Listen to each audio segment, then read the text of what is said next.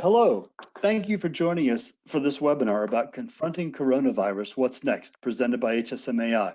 My name is Bob Gilbert, the President and CEO. Today, we're going to talk about what revenue professionals can do to navigate crisis while keeping an eye on the future.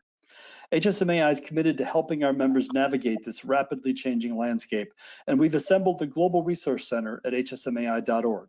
As you may know, this is the 6th webinar in this special series. Recaps and recordings of the previous 5 can be found in that resource center. Our purpose today is to identify how revenue optimization leaders should tackle the new landscape we've been faced with and how to begin planning for the recovery. Our format will include a briefing on the state of the landscape and then a panel discussion with 4 industry subject matter experts. The moderators prepared questions and will entertain your questions throughout the discussion. Please make a note on your screen where the question box is and be prepared to post your questions here. This webinar is also being recorded and will be available for anyone to view on the HSMAI website for free. Now, without further ado, let me introduce you to our moderator for today's program, Tim Wiersma, the Principal of Revenue Generation and the current Chair of HSMAI America's Revenue Optimization Advisory Board. Tim, take it away. Well, thank you very much, Bob, and I too would like to welcome everybody that joined us for this webinar today. We've got a great list of panelists here today, so without any further ado, let me just go ahead and introduce them. First off, Karen McWilliams. Karen McWilliams is with Concord Hospitality. Karen is Vice President of Revenue Strategy. Welcome, Karen.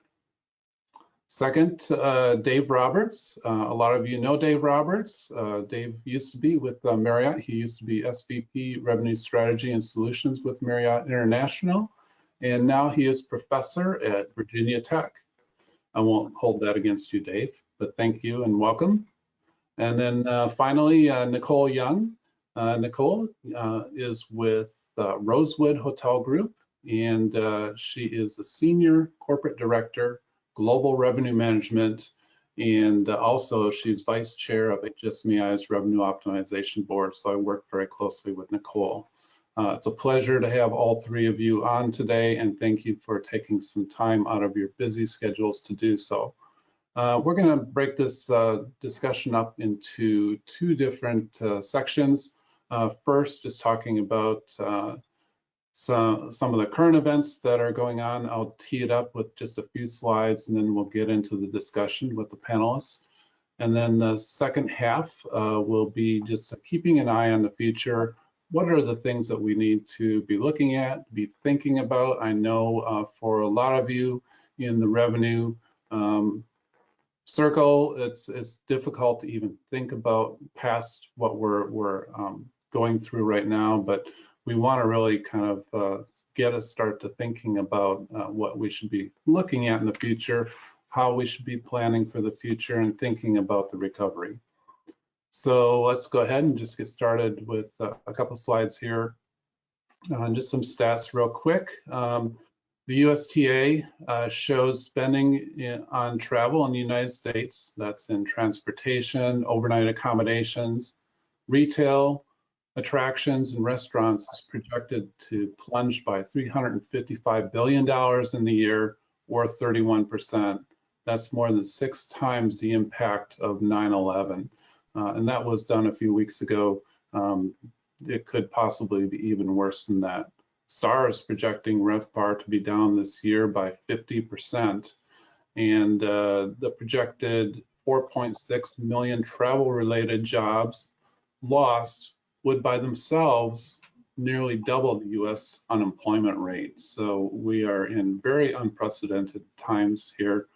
And if you look at the STAR results from last week, you don't have to look any further. It's pretty depressing. RevPAR is down almost 82%. A lot of that coming in occupancy, but also we're seeing significant declines in ADR overall.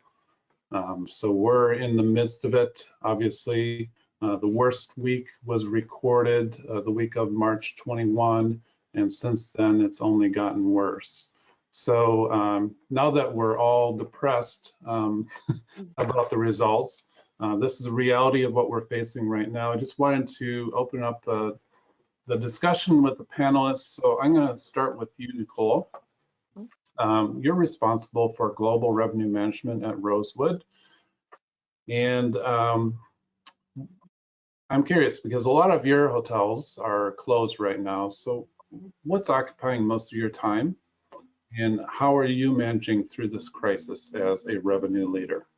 Sure. Thanks, Tim. I'm happy to be here to speak with everyone today.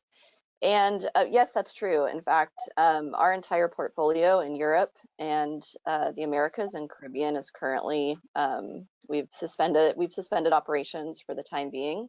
And I've actually been quite surprised that I think I've never been busier in my career with a whole bunch of hotels that aren't operating currently. And I think what's occupying my time most is constant communication. Everyone's trying to kind of wrap their head around kind of what situation we're in, and what they're seeking is information. And so what we're trying to do is make sure that we're fettering through a lot of the information that's out there, you know, making sure that we're cross-referencing, we're looking at our own internal data compared to industry data that's starting to be, you know, put out, you know, market performance and whatnot, and trying to understand our place in this kind of situation. There's a lot of agreement, collaboration, and decision making that has to go on between brands, management companies, and our owners right now. And I would say that that is kind of at the forefront of a lot of what we're doing, because those decisions really kind of lie in that partnership for kind of the future path for the hotels. And I will be honest that we're working on establishing new metrics. So I've kind of been trying to tell everybody, everything that you've been conditioned to look to for benchmarking, for success, for wins, those elements really don't apply right now. So what can we do within our organization to define what our wins are? And sometimes that's what has happened today that will affect tomorrow, or future, you know, that we can kind of start to use to gather information for sound decision making. And then, you know, typically every couple of days, it's rinse and repeat that cycle, because keeping up with the pace of play and with what's going on with our industry right now is incredibly difficult, because what we might hold as an assumption or even a fact within 3 to 5 days can be a drastically different picture. Great, thank you, Nicole. Good insights there. Dave, I'm going to turn to you next. You mentioned on the phone the other day the importance of managing expectations. Can you talk a bit about that and why it's so important? Sure. Thanks, Tim, and hello, everybody. Thanks for joining the webinar. Yes, so Tim said managing expectations is critical, and it really is important, especially for your stakeholders, but also, I'll say, for yourself. And no matter how talented you are as a revenue leader, and as an aside, I've seen several of the names that have signed up for this webinar, and I know the names, and you are extremely talented.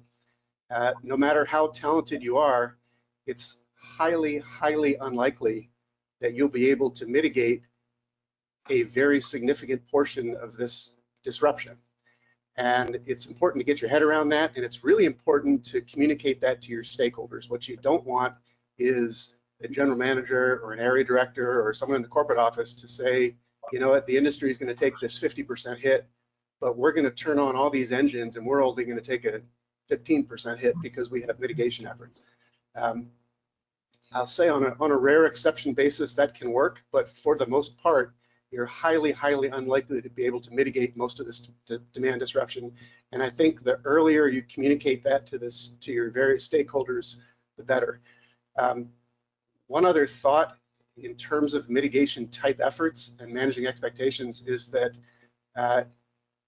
unless you're driving market demand, which in most cases you're not, unless you're doing that, your mitigation plans and demand generation efforts are around stealing share from your competition. And if you are stealing share from your competition, in a way that can be replicated, you should assume and you should communicate to your stakeholders that it will be replicated. So it's a very short-term effect. Great, thank you. Karen, your team manages over 125 assets across the US and Canada. So you're seeing various different trends being experienced in different markets. What are some of the things you're trying to do to drive results with your teams? Thanks, Tim, and thank you, everybody. I'm delighted to be here with you today. You know, it's interesting that there's a lot of fear out there right now, and everybody is doing more with less with these unexpected times. But we have to realize that our team members have earned a seat at the table. They are the keepers of our culture, and empowerment has never been more critical than it is today, to really be able to look at all different ways to implement tactics that'll get us beyond this. Everything that we've done to date is practice for something like this, where we are really looking beyond really what Nicole said, the standard measurements that we have. We're in uncharted territory. So now more than ever, we're encouraging our teams to work on the business, not just in the business, but on the business. We can crunch numbers and create charts all day long, but if we're not collaborating and really stepping outside of what we're doing on our business, then we're not investing the best time possible. And as we do that, it's going to be a springboard into how we ramp our way out of this. So in a sense, we're investing a lot of time on reinvention, really helping our team members think creatively and innovatively. How do we reconceptualize? It's not going to be one idea. It's going to be a combination of multiple elements to get us into a completely different place than we are today. So what are we learning about COVID? We're talking a lot about that. How are we becoming more efficient? And really, what did we have to create out of necessity that we didn't have before?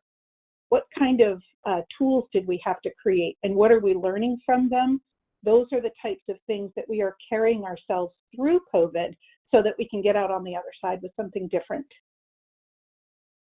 Great, thank you. So Dave, I'm going to ask you a question. Because you've had experience in the past, so in downturns like this, some stakeholders may say that revenue management doesn't matter, just leave everything open. What are your thoughts on that? I've lived through that a couple times, and you do tend to hear this. If you work in revenue management long enough and you work through a downturn, you're going to hear from some stakeholders or other industry experts or maybe some academics that in a downturn, revenue management doesn't matter for the reason that you just said. You just leave everything open. And my take on this, I've done quite a bit of work on this. Inventory management matters less in a downturn than it does in a steady state recovery, because inventory management, it really has an impact when you're at or near sellout dates. And it's important to remember that even in a downturn, you're going to have sellout dates and you need inventory management. Maybe not right now in the midst, like right now in this crisis, we don't have too many sellout dates, but I'll give you all a fun fact. Back in the depths of the downturn after the housing crisis and the financial crash, the depths of the downturn in the middle of the year in 2009, the number of sellout dates across the industry wasn't zero. It was about half of the number in a steady state recovery, which I find kind of surprising, and maybe you do too. So what I conclude from that is in a downturn, inventory management is about half as important as it normally is. On the other hand, pricing is, I believe, more important in a downturn than it is in a steady state recovery. And the reason for that is that pricing mistakes are more expensive. If you have a high demand environment, you can make a pricing mistake and you can mostly offset that with some adjustments. And I've actually done a bunch of simulation work on this exact point to say in a high demand time, if you underprice or overprice, you can adjust that between that point and arrival date, and you can recoup most of those losses. Not all of them, but most of them. You don't have that opportunity in a downturn. So I would say, for anyone that says revenue management doesn't matter in a downturn, I think a very fair response is inventory management matters about half as much, and pricing matters more. Very, very valid points. Thank you, Dave. Karen, I'm going to ask you, with reduced staffing, how are you changing your revenue management efforts, both now and as you look into the future, as you've had to also furlough a bunch of folks in your organization? Yes, we've actually had to do some more cross training, and historically, where we had experts in certification in certain brands, when you're dealing with half your team, a lot of cross training has to take place, and we also had to reevaluate what those tasks were. So some things that we're very proud of in our processes, when we have to move forward without the administration to continue those, we have to rethink where is the best value for our time and what are those activities. So being able to prioritize differently, and even though there was a tool or process that worked beautifully in the past, if it had to have a reduced priority because it doesn't have the value that we need in this environment today, that's how we're going through those decisions. And our team, I think we're seeing across the industry, and I talk with peers, people are raising their hands more than ever saying, what can I do? What more can I learn? How can I help support this function? What can we help with the operations team? So there's a lot of pitching in and willingness to step out and learn something different. Great, thank you. Nicole, I know you mentioned most of your assets are closed currently, but you do have some in China as well, and hotels are still in damage control for sure. Do you see any lever or tactics that are working right now in that market that you can relay with the team here? Sure. You know what, I can't say that recovery in the US, we expect to mirror recovery that we're seeing in China necessarily, but I think there are some elements that logically will be similar. And what we're really seeing in our China hotels, you know, which are primarily full service luxury operations, is that demand is coming back very hyper locally first. In some instances, before we have viable demand for overnight stays in rooms, we've got interest for you know, local catering and events, our outlets, our spas, if they're allowed to be to operate as well.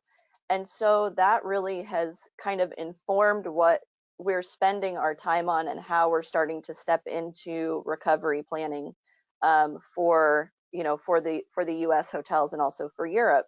And I think it's also very important that everything feels very immediate and very heavy for us right now, but we've got to remember that revenue management doesn't just happen in the day for the day, in the month for the month. So while we may be faced with temporary, you know, closures or suspended operations somewhere, we've got future dates where there still is some activity. You know, people are dreaming, kind of shopping, planning a little bit of what we might call revenge travel when all of this is over. And so to Dave's point, your pricing and positioning and the attention that you're giving to those customers, primarily institutional group customers and meeting planners, kind of beyond your immediate booking window, is paramount. And that's really where we're encouraging the resources that we do have to spend their time. Great, thank you.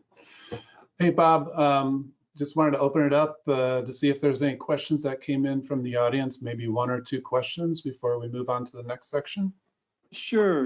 There was one as a follow-up question for Nicole about the some additional metrics that she's establishing to keep on keeping track.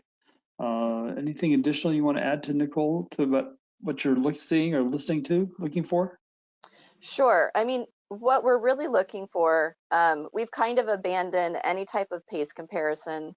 You know, there really necessarily isn't a lot of relevancy for budgets, and we've simplified kind of our forecasting stream to to make sure that we're not just kind of benchmarking off of feelings and intuition. What has been super important to us is to kind of track upper funnel lead volume. So what we're looking for are metrics that are associated with a consumer's intent to buy. That can be just kind of net overall booking value over a several day period that we're checking in on, to try to see kind of those first signs of life when a consumer may choose to execute a buying decision. And then that really helps us benchmark our timelines a little bit to set expectations with our stakeholders in terms of what type of kind of prolonged situation that we're in. Thanks, Nicole. Tim, there's one other question here. I think it's a good one. It's addressed to Dave. It says, can you let us know your opinion on the effects of machine learning in the revenue systems today versus the prior downturns? How can revenue leaders use or leverage the technology differently? Dave, any thoughts on that? Yeah, that's a great question.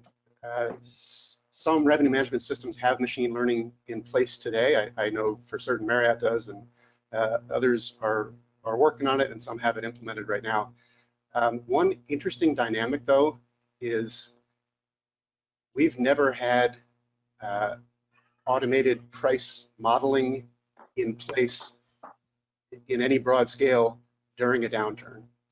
And one thing for revenue leaders to keep in mind is that these price models, the price elasticity or price response models, they look at competitor rates, and they all operate similarly in the sense you look at competitor rates and compare your rate to the competitor rate, and you figure out a price response. Well, if every hotel is shopping every other hotel, you run the risk of kind of an automated or an AI-driven downward spiral in pricing. For a variety of reasons, I don't actually think that's going to happen. There's a little bit of a delay in shopping, and the algorithms have some safeguards in place. Having said that, I'm speculating because we've never actually seen this automated pricing in place during a downturn. And so my advice to revenue leaders is make sure you're keeping a closer look on your price response recommendations from your pricing engine than you normally would. And if you think you're at any risk whatsoever of triggering a downward spiral, override that thing or put it on pause. It'll be an interesting academic paper after this is all over. What happened, and did we trigger a downward spiral? And again, I'm an optimist. I don't think we will, but part of that requires human intervention more so than in a steady state economy. Tim, a quick follow-up to that, perhaps for Dave or the other ones. How are you planning to account for pricing in a market where all hotels have closed and perhaps some competitors will remain closed? Others may shift their product offerings. I mean, in a closed hotel environment, there's so much of that going on in different markets. What are the implications there for pricing in the future? That's really addressed to anybody. I can start that one, and anyone else chime in if you like. We've seen in the past, if you look at any localized demand disruptions, and it pains me to say, but look at some of the storms that have come through in the last 3 years in various parts of the world, but in the Caribbean and Florida and Texas. And you do see hotels closing, and you do see reduced supply.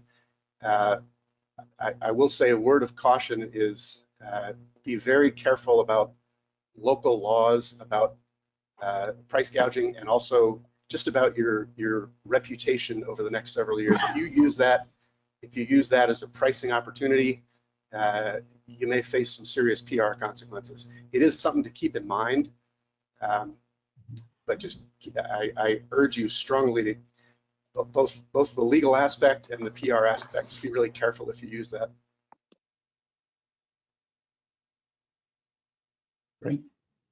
Any additional thoughts on that question before we move on? Okay, so we'll then go ahead and start the second part of our discussion. Is just talking about the future, and we've certainly done some already on that. This commercial that Marriott has currently up We will travel again. It's a sign of hope for the industry, for us as hotel industry people, as well as their customers. Great little message, and we're seeing that, and what a great PR to have right now and get people thinking about travel again.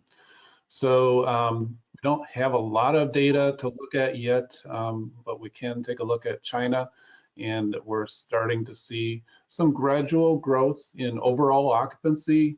Some of that, or a lot of that occupancy is internal driven, work crews, medical, and so on, but they're starting to see hotels open up again, and occupancy is starting to grow in that particular market. An interesting insight that I got yesterday from OTA, and this just really shows, they do shops, and it shows the by major market, the number of open hotels in a particular market. And as you can see in New York, for example, in the month of April, very low open rate there. So roughly 30% of the hotels in New York are actually showing availability at this point in time. Other cities show more occupancy available to the market.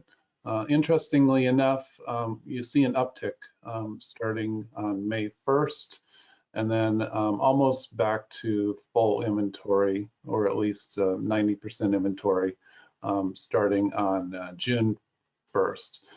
So interesting. We'll monitor this over time, obviously, and I think we'll probably see more of a gradual growth in the month of May than what we're seeing here. I think a lot of hotels just have a stopgap of May 1st right now, and they may extend their closure of inventory depending on what happens here in the US.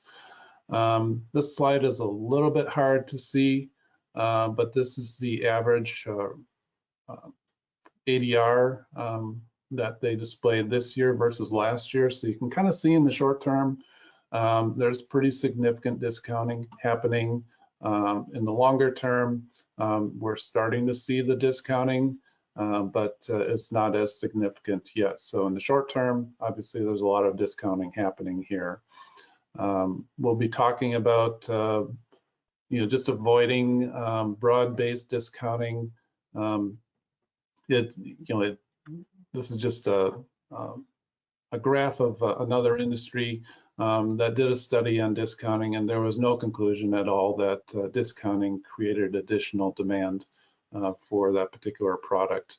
And certainly with all the studies that we've done in the past, we know that is also true in the hotel industry. And so we'll be talking a little bit about that, and then we'll follow up with some questions. So let me go back to the panelists again. This time, Dave, I'm going to start with you. So with an eye on the future and your past experience in dealing with major disruptions, can we learn anything from the past in our industry? And are there other industries that we can learn from?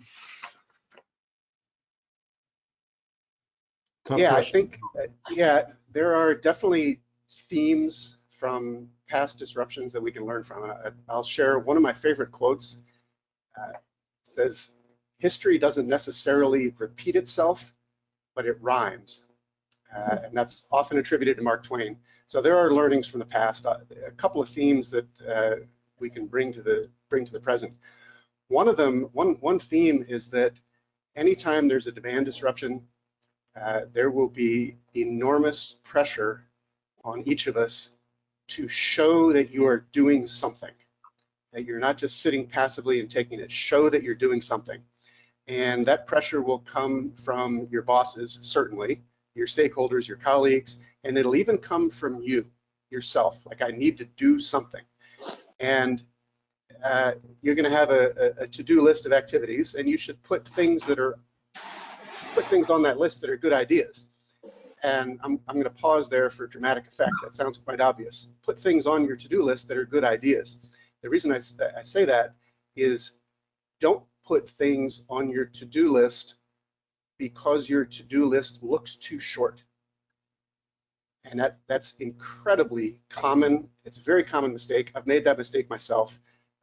Because you only have 2 things on your to-do list to mitigate a demand disruption, don't put number 3 on if it's a bad idea. And again, it sounds so obvious, but it's easy to forget. A litmus test for this would be, you should be doing activities if the proposed idea is a good idea in light of the current environment, but not otherwise.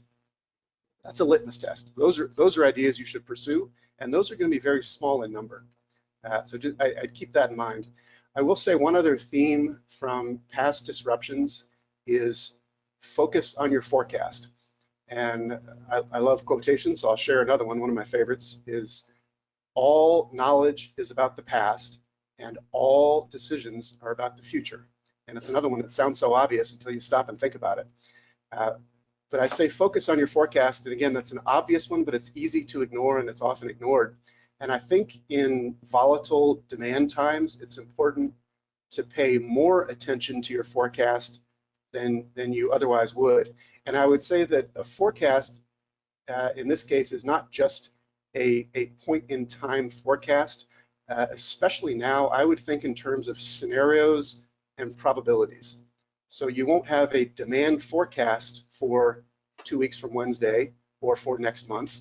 You'll have scenarios and probabilities, and make decisions based on that forecast. And I would also think through, what new information could you possibly see that would cause you to change your forecast?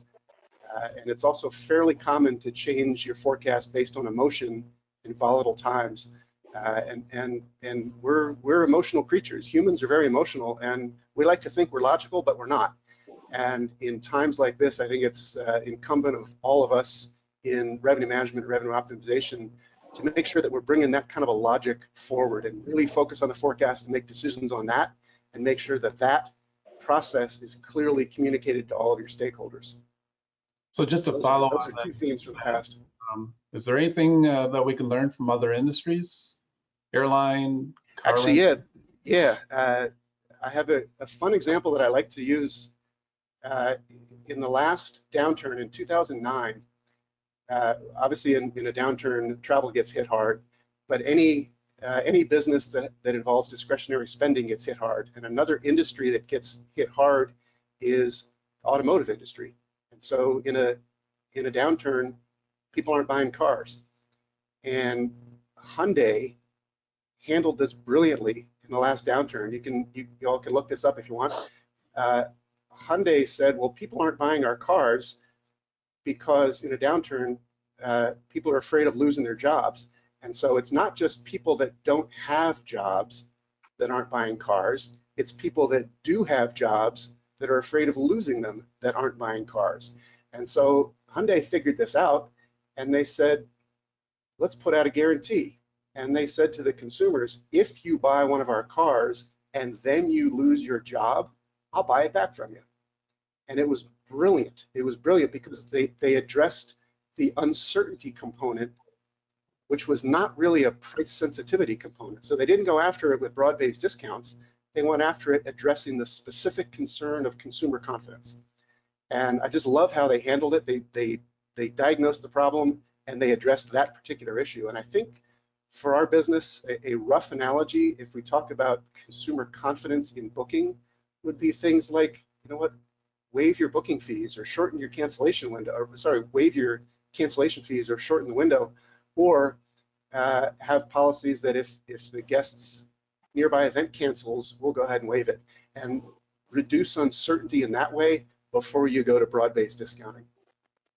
That's a very good point. Make it as easy as possible for the customer to book your hotel and have that flexibility in place, knowing that things may change in the future. So Karen, if we fast forward 8 weeks, what do you think your biggest priorities will be in 8 weeks from now? You know, it's a great segue off of what Dave just talked about.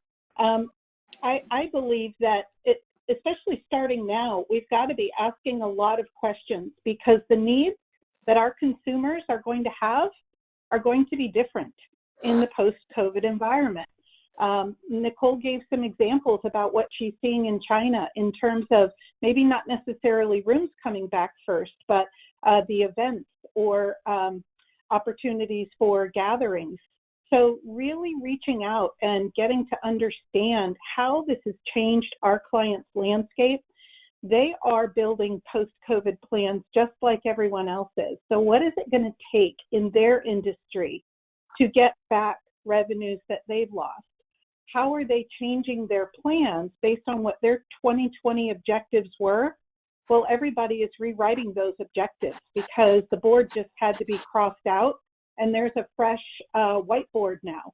So what is the end of 2020 going to look like? And what are those essential tasks for our customers? And what is that going to mean for their 2021? So addressing the uncertainty by asking those questions and making sure that we are understanding the needs of our customers today by asking those questions, that's really going to define how we are executing 8 weeks from now and being able to be solution driven. Just like pre-COVID, it wasn't one size fits all for companies as it relates to travel, but I think that there's going to be a lot more variables to discover for the needs of our consumers and what travel is going to look like and what their terms are going to need to look like. So just a great way to tie into some of the examples that we've shared so far. Great, thanks, Karen. So Nicole, I know we talked a little bit about China, but in the markets where you're seeing possible signs of recovery, emphasis really on possible at this point, what can you tell us to consider? In other words, what to expect and what not to expect? Mm-hmm. So I think what will be important to possibly anticipate is we might not go from 0 to 60, and that this recovery might be more of a tiptoe into back into our operations. Health and safety of associates as well as guests is going to be paramount, and there will be a lot of decisions that will need to be taken around that. What we have seen, unfortunately, in some markets that have relaxed restrictions is there's a little bit of a resurgence of illness. And so it hasn't been necessarily as simple as going back to typical operations and just being open. If you think about what we might see in restaurants is reduced seating capacities to accommodate social distance guidelines. That could also apply to rooms. So our inventory schemas within our hotels and the scale of operations very well may look different from what they look like today. And I think that what will be important for us is that we are going to need to listen to the voice of our customer, because as Karen mentioned, the needs will be different, the intent to travel and the reason behind it will be different. Local municipalities, whether that for us in the US is state, city, county, and national guidelines will play a big part into the pace of our recovery.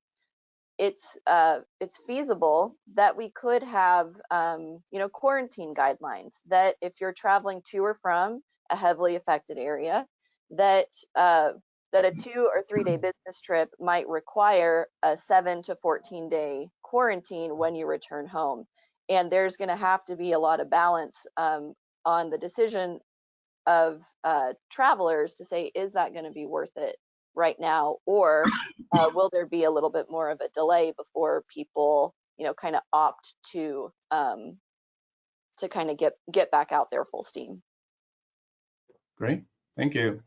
Karen, any insights on what type of demand you may see early on in the recovery?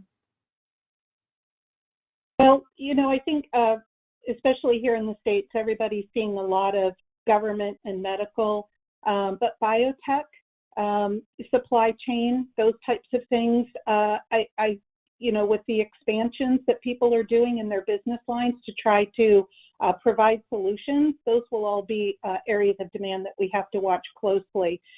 Sporting companies who made tennis shoes that are now switching their production lines for face masks and those types of things. How are people reinventing themselves to be able to provide solutions? It's those industries, I think, will be gearing up faster than others. And then a great term, tiptoe back into it. I love that, Nicole. there will definitely be sort of a tiptoe back into what we'd like to see back, which is the corporate midweek and the leisure on the weekend. You know, it's just not going to be the same, and we'll have to modify accordingly. Great. Dave, a quick question for you. You know, in the world, there's probably about, I think I saw a stat between 40 and 50,000 revenue managers, and a lot of them haven't gone through a major downturn like this before. What are some themes that, from a pricing and inventory standpoint, that we've seen in the past that we would not like to see recur again in the future? Any lessons learned there? Yeah, I think there's a fair number of revenue managers that through some good fortune have not been through a downturn, and this will probably be a more emotional time for them than for old folks like me anyway, who've been through things like this before. I would say for the newer revenue managers, get some direction from your bosses and your stakeholders, your area teams, your corporate teams, and I would say for the above property teams, I think audits are really important in times of inflection, both on the way down and on the way up in times of recovery, to make sure that your stated revenue management strategy is actually what's happening. So, for example, if your stated pricing strategy is we're not going to lead the way down in pricing ever, and we're going to follow down in pricing if we need to with a little bit of a lag time. If that's your stated strategy, well, you can audit that for every one of your hotels, at least for publicly available retail rates, and you can see the extent to which you're actually executing your stated strategy. And that same approach applies in a recovery. And if your stated strategy, which I hope it is, if your stated strategy is, you know what, I'm gonna lead the way up for my assets that have some pricing power, and I'm gonna follow immediately for those that don't have pricing power, you can audit that again for retail rates that are publicly available and see, are these hotels actually executing my stated strategy? And I think that would be particularly important for any of those in revenue management who have not been through this type of a crazy cycle before. Great. Karen and Nicole, you feel free to pipe in as well here. What data are you looking at, looking ahead to the future, outside of the traditional rate shopping tools and so on? What other data are you looking at right now to give you indicators of possible resurgence in occupancy and demand overall? I'll piggyback a little bit off of what Nicole talked about. Our booking activity and our funnel activity is absolutely huge. So every day, what booked yesterday? Where did it book? What booked?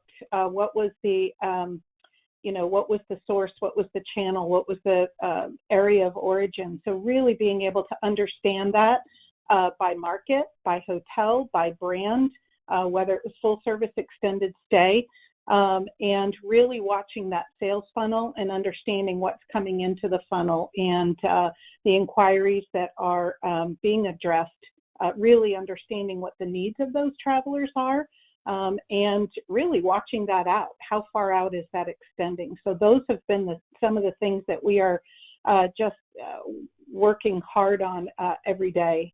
Those are probably some of the most important. Right. Nicole, anything to add to that? Air travel, anything like that, air routes? Yeah, so I think in the last couple weeks, we've started to see a lot of content and, similar to what we're doing today, some industry panels on the client side.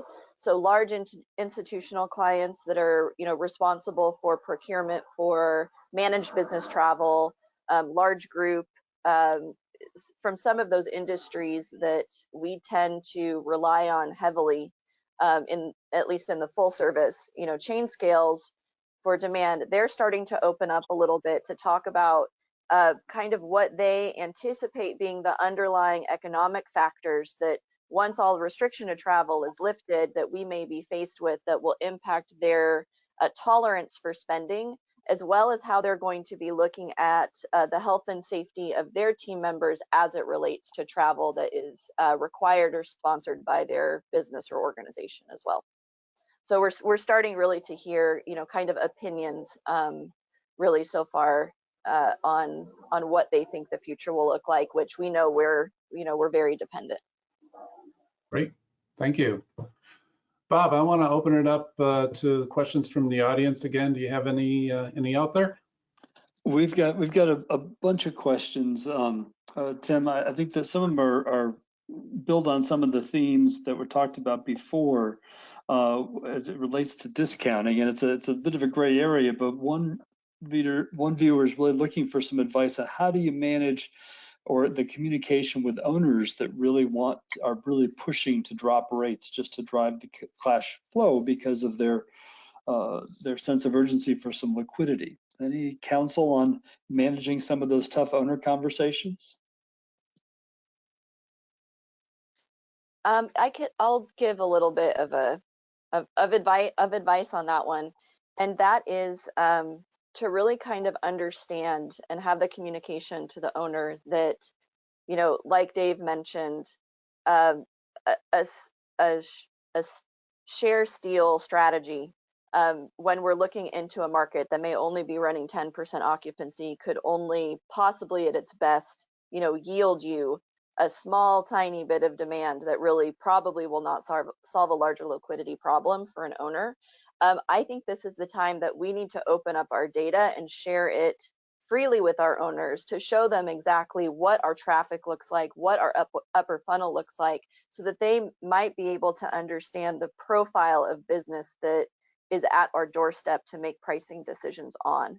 And I think that, this is a time everyone wants to do something, and they're also facing their own pressures, particularly from debt servicers and whatnot, and giving them insights into the available demand within a market before pricing comes into play, I think is probably the best strategy if we're not already sharing and having those conversations in order to help get you more aligned with your owner.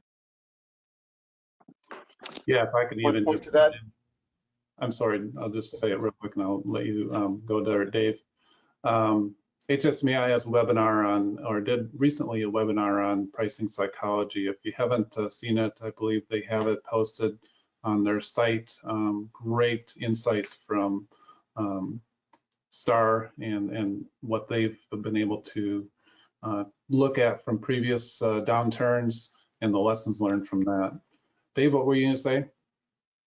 One other thought, just to follow on to what Nicole was saying, is depending on your owner and their openness to looking at some numbers, share some straightforward math with them on, if I offer a 25% discount, I need more than a 25% increase in room nights just to break even in revenue.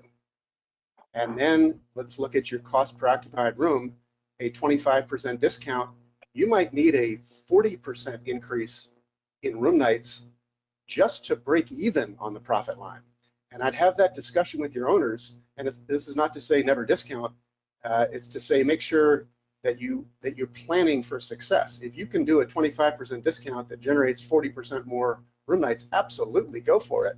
But have that discussion with your owner and put it out there in some pie charts that are easy to digest.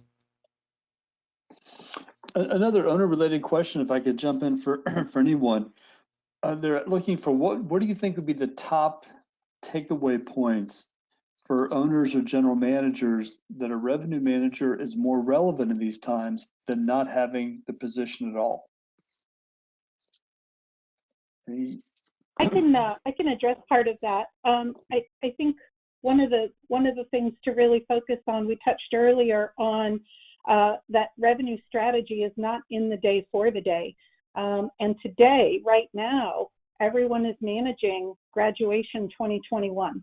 Everybody is managing events that should be happening next year. And so where inventory goes out 50 weeks, we've got inquiries and bookings happening in Q3 and Q4 in the group arena. So how are those being priced and what are those conversations happening?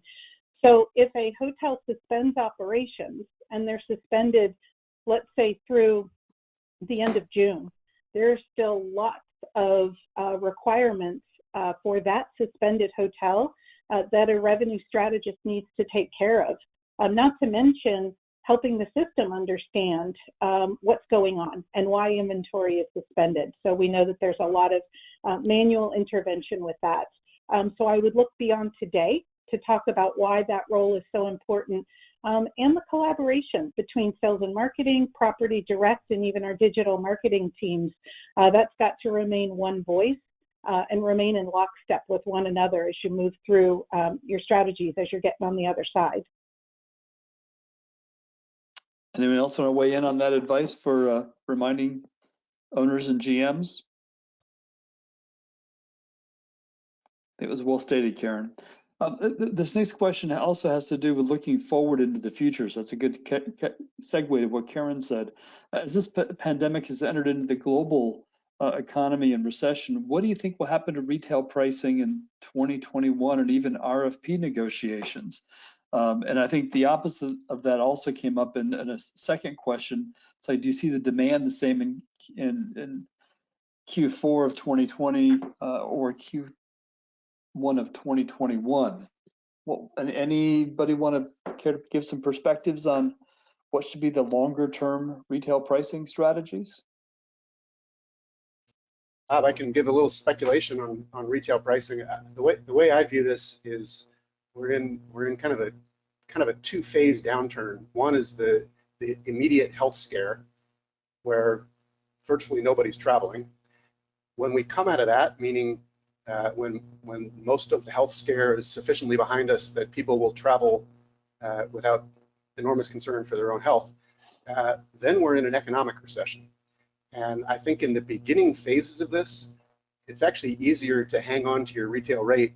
If you're running 10% occupancy, you're probably not going to be under a lot of pressure to drop your retail rate. I think the challenge is going to be when the health portion of this downturn is behind us, and now we're into an economic downturn, which would then look more like 2008, 2009. I think when demand starts to come back, you might see more downward pressure on retail rates in kind of a perverse way. As you progress through this, then you get more downward pressure. And I actually see that as a real risk, and that's something for revenue managers to keep an eye on. As far as negotiated rates, I have no idea how to predict that. It's going to be ugly. There's no way around it. The other thing is there's a dynamic with negotiated rates that all of the risk is borne by the hotels. So if you lock in a negotiated rate and the market is stronger than you anticipated, you're locked in. If the market is weaker than you anticipated, you will renegotiate down or you'll lose business. So maybe as a risk mitigation approach, maybe the longer you can delay that decision, the better for hotels, just to kind of reduce, given that all of the risk is on hotels, if you can delay that decision, you can at least mitigate a portion of that risk. Nicole, you're shaking your head. Anything you want to add on that? No, I think Dave's got a really, a really wonderful way to kind of start to think about things that could happen in terms of price. I couldn't agree more. Thank you, Nicole. It's kind of like you've done this before, Dave. I would say, by advanced age, you've seen a lot. He's probably talked to a lot of owners as well. Yeah. So just what Dave was talking about before with, forecasting now, forecasting scenarios versus just one forecast that says this is going to happen. I think it'll be the same way with negotiating. You're going to have to put out different scenarios and discuss as a team together what the right strategy would be based on scenario A, B, and C, or whatever. So, Karen, your dog wants to weigh in as well on that. She does. She's got something to say. Sorry. Tim, I think we have time for maybe one or two more questions. It appears by the theme of these questions, a lot of our owners are struggling with an awful lot on their plates right now. Here's one looking for some advice or words of wisdom on prioritizing your to-do list. It was mentioned before about some of the short-term initiatives versus some of the longer-term ones. Any general recommendations of words of wisdom on how to prioritize all the things that are on someone's plate right now?